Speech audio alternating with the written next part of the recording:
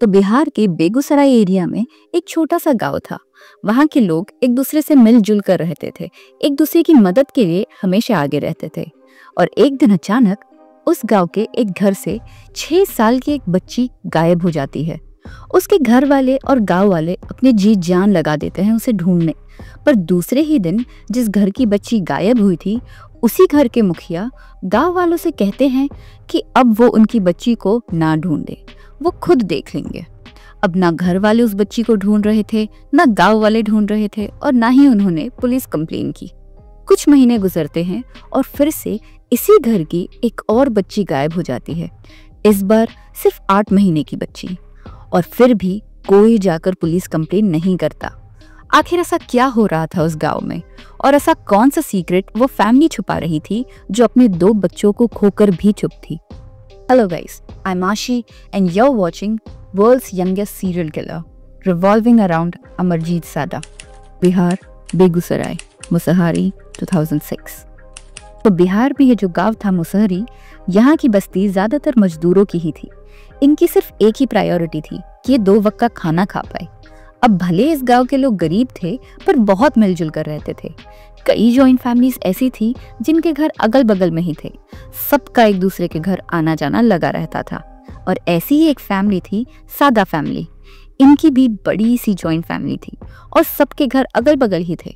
तो इस फैमिली के सारे बच्चे एक साथ ही खेलते थे। इन बच्चों को बाहर जाकर फ्रेंड्स बनाने की जरूरत ही नहीं पड़ी। एंड जब आपके फ्रेंड्स आपके कजन्स ही हो, तो व्हाट्स बेटर देन दैट। तो ऐसे ही एक दिन सादा फैमिली के सारे बच्चे खेलने गए और हमेशा की तरह शाम होती अपने घर वापस आ गए। पर उस शाम उस फैमिली की एक 6 साल की बच्ची वापस नहीं आई, और उसके किसी भी कजन को कोई आइडिया नहीं था कि वो कहाँ है। तो ये पूरी फैमिली पैनिक हो जाती है और ये बात पूरे गांव में फैल जाती है। अब ये फैमिली बाकी गांव वालों के साथ अपनी 6 साल की बच्ची को हर तरफ ढूंढने लगते हैं, पर वो कहीं नहीं मिलती। और ऐसे ही पूरी रात गुजर जाती है। दूसरे दिन सादा फैमिली के मुखिया गांव वालों से कहते हैं कि अब वो उनकी बच्ची को ना ढूंढे, वो लोग खुद ये मैटर देख लेंगे। सबको ये बात अजीब तो लगती है, पर उनकी रिस्पेक्ट कर कोई उन्हें क्वेश्चन नहीं करता। कुछ महीने गुजर जाते हैं। सादा फैमिली को उनकी बच्ची नहीं मिलती और ना ही वो कोई पुलिस कंप्लेन करते हैं। धीरे धीरे इस फैमिली के लिए चीजें नॉर्मल होना शुरू ही हो रही थी, और उसी दौरान उस फैमिली में एक नई बेबी बॉर्न होती है। पूरी फैमिली में फिर से खुशी का माहौल हो जाता है। सबको लगता है भगवान ने उनसे उनकी एक बेटी छीन ली तो दूसरी दे दी। अब सब कुछ नॉर्मल होते होते 7-8 महीने और गुजर जाते हैं, और फिर एक दिन कुछ ऐसा होता है कि ये पूरी फैमिली एक झटके में बिखर जाती है। इनके घर से वो न्यूबॉर्न बेबी, जो कि अब 8 महीने की थी, गायब हो जाती है। बट फॉर सम रीजन इस बार भी सादा फैमिली ना किसी को कुछ बताती है और ना ही पुलिस कंप्लेन करती है। पर अब किसी के घर से एक बच्ची गायब हो जाए और कोई नोटिस ना करे, ये तो हो नहीं सकता। तो गांव वालों ने ये चीज नोटिस की कि अब इनके घर से उस बच्ची की रोने की आवाज नहीं आती, और ये भी कि अब ये फैमिली ना बाहर ज्यादा आती जाती थी और ना ही किसी से बातचीत करती थी। फिर कुछ महीने गुजरते हैं और इस गांव से एक और 8 महीने की बच्ची खुशबू गायब हो जाती है। पर इस बार ये बच्ची सादा फैमिली से नहीं थी। खुशबू की माँ छुनछुन देवी अपनी बच्ची के साथ कुछ मटके लेकर पानी भरने गई थी। अब क्योंकि बच्ची को गोद में लेकर वो पानी नहीं भर सकती थी, उन्होंने उसे पास के ही एक प्राइमरी स्कूल में रखा और पानी भरने चली गई। वापस आई तो देखा कि खुशबू वहां नहीं थी। छुनछुन देवी को तुरंत ख्याल आया कि कहीं सादा फैमिली की ही तरह उनकी बच्ची भी गायब ना हो जाए। इसीलिए उन्होंने तुरंत जाके पुलिस कंप्लेन फाइल की।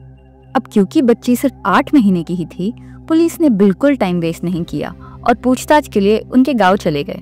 गांव वालों से पूछताछ करते हुए उन्हें खुशबू के बारे में तो कोई खास जानकारी नहीं मिली, पर उन्हें ये पता चला कि उस गांव से गायब होने वाली खुशबू पहली बच्ची नहीं थी। उससे पहले भी सादा परिवार के 2 बच्चे गायब हो चुके थे। पुलिस अब सादा परिवार के घर जाती है उनसे पूछताछ करने कि कुछ महीनों में ही उनके घर से 2 बच्चे गायब हो गए, फिर भी उन्होंने पुलिस कंप्लेन क्यों नहीं कराई। जिसके रिस्पॉन्स में उस घर के मुखिया ने कहा कि वो नहीं चाहते थे कि उनके परिवार और उनके गांव का नाम खराब हो, इसीलिए उन्होंने कोई कंप्लेन नहीं की। फिर पुलिस ने इनसे पूछा कि क्या उन्हें खुशबू के बारे में कोई जानकारी है, तब उस फैमिली की एक लेडी ने अपने 8 साल के बेटे अमरजीत को आगे किया और कहा, ये आपको बताएगा। पुलिस ने अमरजीत से पूछा कि क्या वो खुशबू को जानता था, पर अमरजीत ने कोई जवाब नहीं दिया। वो बस क्रीपीली उन्हें घूर रहा था और हंस रहा था। पुलिस ने फिर दूसरी बार, तीसरी बार, चौथी बार उससे पूछा कि क्या वो जानता है कि खुशबू कहाँ है, पर वो सिर्फ उन्हें घूर के हंसता रहा। पुलिस को लगा कि वो बस अपना टाइम वेस्ट कर रहे हैं और वो वहाँ से जाने लगे कि तभी उन्हें पीछे से आवाज़ आती है, बिस्किट खिलाओगे तो बताऊंगा।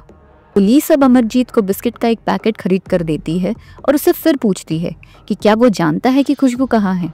तब अमरजीत हंसते हंसते पुलिस को एक ग्राउंड पर ले जाता है और उस ग्राउंड के एंड पर इशारा करता है जहाँ कुछ घास थे। ध्यान से देखने पर समझ आ रहा था कि वहाँ घास तोड़ कर रखी गई है, जैसे कुछ छुपाने की कोशिश की गई हो। उस जगह की मिट्टी हटाने पर पुलिस को खुशबू की बॉडी मिली और अमरजीत ने हंस कर कहा कि उसने खुशबू को पत्थर से मारकर सुला दिया। पुलिस अब शॉक्ड थी और वो अमरजीत को अपने साथ ले गई उसे इंटरोगेट करने। इंटरोगेशन में पुलिस अमरजीत से पूछ रही थी कि उसने खुशबू को क्यों मारा, तो वो फिर से हंसने लगा और कहा कि बिस्किट खिलाओगे तो बताऊंगा। पुलिस ने उसे फिर बिस्किट का एक पैकेट दिया तो उसने बताया कि उसे स्कूल से एक बच्ची की रोने की आवाज़ आ रही थी और उससे वो आवाज़ बर्दाश्त नहीं हुई, इसीलिए उसने खुशबू का गला दबा दिया, पर उससे वो सेटिस्फाइड नहीं था, इसीलिए उसने उसको पत्थर से मार मार कर उसकी जान ले ली और उसी दर्द में तड़पते देख उसे बहुत मज़ा आ रहा था। अमरजीत ने फिर ये भी कन्फेस किया कि उसी ने अपनी 6 साल की कज़िन और अपनी खुद की 8 महीने की बहन को भी मारा था। और जब उससे उन मर्डर्स की वजह पूछी गई तो उसने कहा, ऐसे ही। अमरजीत सदा के शिकार में 2 उसके रिश्तेदार थे। इसमें एक की उम्र 6 साल थी और एक उसकी अपनी 8 महीने की बहन थी। इन दोनों के अलावा उसने अपने पड़ोसी की 6 महीने की बेटी को भी मार डाला था। खुशबू उसकी सबसे कम उम्र की शिकार थी। उसने 2007 में इंडिया ने एक नया वर्ल्ड रिकॉर्ड बनाया, world's youngest serial killer. India इस वर्ल्ड रिकॉर्ड से बिल्कुल भी प्राउड नहीं था।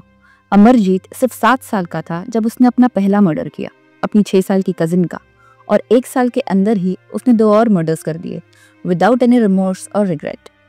क्योंकि अमरजीत सिर्फ 8 साल का था, उसे जेल में नहीं डाल सकते थे, इसीलिए उसे चिल्ड्रंस करेक्शन होम में डिटेन किया गया जब तक वो 18 साल का ना हो जाए। कुछ साइकियाट्रिस्ट का कहना था कि ऑल्दो अमरजीत ने कभी टीवी नहीं देखा था और उस वर्ल्ड की क्रूएलिटी से वो एक्सपोज्ड नहीं था, पर स्टिल दूसरों पर पेन इन्फ्लिक्ट करके उसे बहुत मजा आता था, उसे हैप्पीनेस फील होती थी। उसके ब्रेन में मेजर केमिकल इम्बैलेंस थे और राइट और रॉन्ग के बीच का डिफरेंस उसे नहीं पता था। अमरजीत एक सेडिस्ट था और जब वो 18 साल का हुआ तो उसे छोड़ दिया गया, एक नए नाम और नई आइडेंटिटी के साथ। अकॉर्डिंग टू सम रिपोर्ट्स वो आज 26 साल का है, पर वो कौन है, कहाँ है, कैसा दिखता है, ये कोई नहीं जानता। हो सकता है वो हमारे बीच ही हो, होपफुली एक बेटर मैन बनकर।